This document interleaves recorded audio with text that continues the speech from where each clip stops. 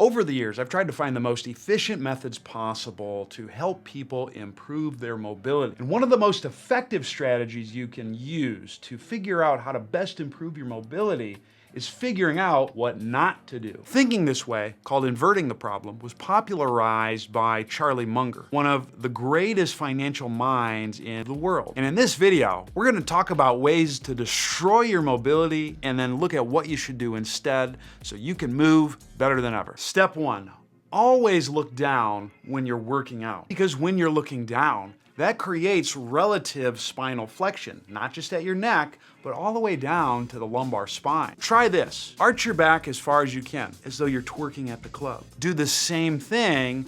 Now this time, bring your chin to your chest. You'll notice your twerking skills become abysmal, and that's because flexing the neck creates flexion throughout the spine. And when this happens, you can't hinge your hips back as well.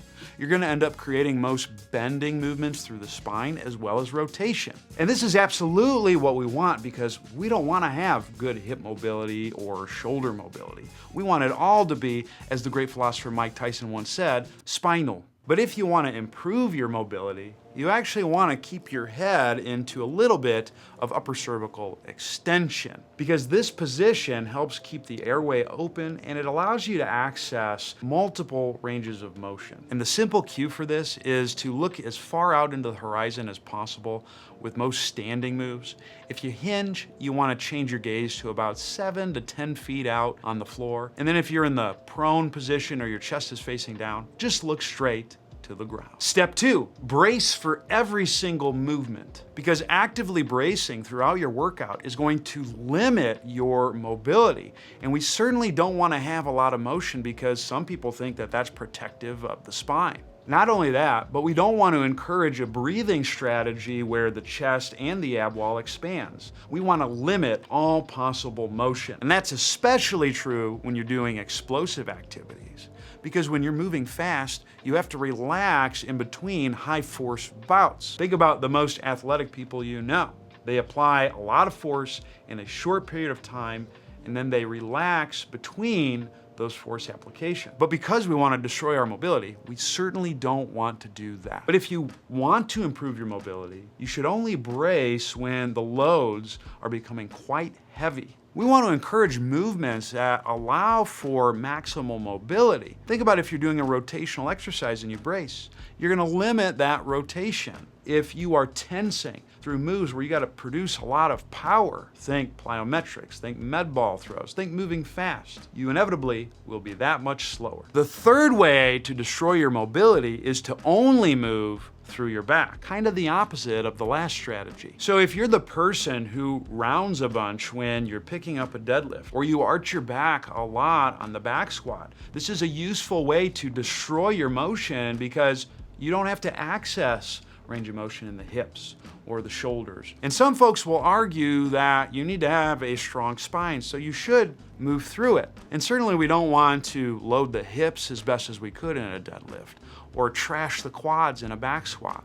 We want it to be all lower back. So make sure if your goal is to destroy your mobility, you only create movements through the spine. But if you want to improve your motion, we need to balance things, not just through the spine moving, but also the hips, the shoulders, really the entire body. We want as broad of a load distribution as possible when we're exercising and moving. And a simple way we can attain that is through the stack, which encourages eye positioning, as we talked about before, making sure you're generating ground contact effectively, so I can put force into the ground without orienting. And lastly, using a breathing strategy that allows for maximal mobility across the body. That mostly involves cueing quiet inhales through the nose, long, slow exhales through the mouth.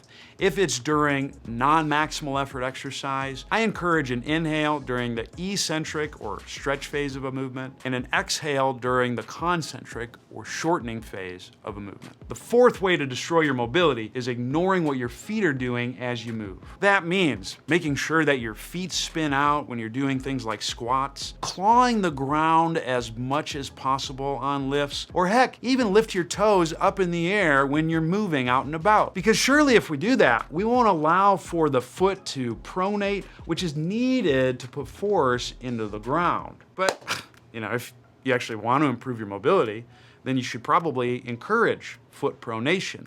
And there's 2 points you have to contact to do that. Weight through the inside heel and the base of the big toe. Encourage the arch to naturally flatten. And the weight distribution will depend on the movement that you're doing. If you're moving backwards or you're doing something like the lowering phase of a squat, you will be more heel heavy. If you're moving forwards or you're pushing out of a squat, you'll be more heavy on the base of the big toe. And the last way you can destroy your mobility is to never do specific mobility work. Just do some general warming up and stretching, because it doesn't matter, or heck, don't even do that. Just do some warm-up sets before your main lift, because why work on getting motion that you need? We drive certain exercises for other adaptations, but we absolutely do not want to do the same thing when it comes to improving our mobility. Unless you want to improve your mobility, if that's you, then I would assess what your movement deficiencies are. Many of the videos on my channel can help you with that.